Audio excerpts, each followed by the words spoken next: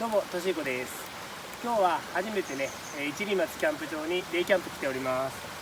今ね、私何をしてるかというと、これ道端で拾った木なんですけど、使えるものはね、何でも使うと。これがね、としひこ流なわけですね。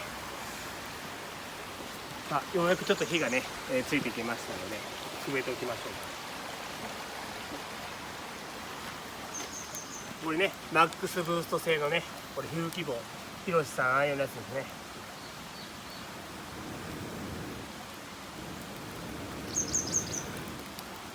としいこも愛用なわけですけれどもね、だいぶいい感じに火がついてきたので、今からねこの一里松キャンプ場楽しんでいきたいと思います。以上です。